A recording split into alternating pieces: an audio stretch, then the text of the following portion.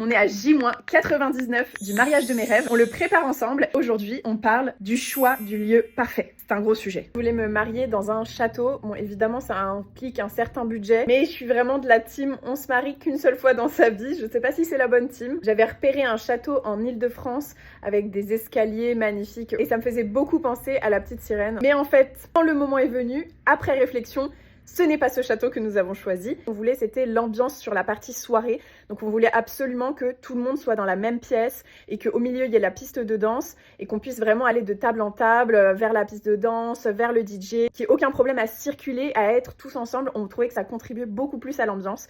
Et pour moi, le concept du mariage, c'est de faire la fête avec les gens qu'on aime. On a trouvé la solution parce que c'est souvent des salons en enfilade, les châteaux en Île-de-France, avec un château qui a une grande verrière dans laquelle on peut faire tout ce que je viens de dire. C'est aussi un château qui est dans un village assez éloigné des habitations, donc on a moins de restrictions sur le bruit, et ça c'était important aussi. Je vous donne quelques conseils qui m'ont vachement aidé pour choisir un lieu en fonction de son budget. Première chose, c'est de ne pas s'arrêter aux premières recherches. Il y a plein de lieux qui sont pas très bien référencés sur internet, mais le bouche à oreille, peut-être d'autres sites, peut-être Google Maps, enfin il y a plein de moyens de trouver un lieu qui pourrait être le lieu de votre mariage de rêve. Deuxième chose importante, c'est de demander les règles avant de s'engager avec un château. Nous, on ne s'était pas rendu compte, mais parfois, il y a des traiteurs qui sont imposés, certains prestataires qui viennent aussi avec le lieu. Ensuite, un autre critère, c'est si jamais il pleut. On n'a jamais envie d'y croire. Moi, je fais des prières à l'univers en mode il va faire soleil le jour de mon mariage.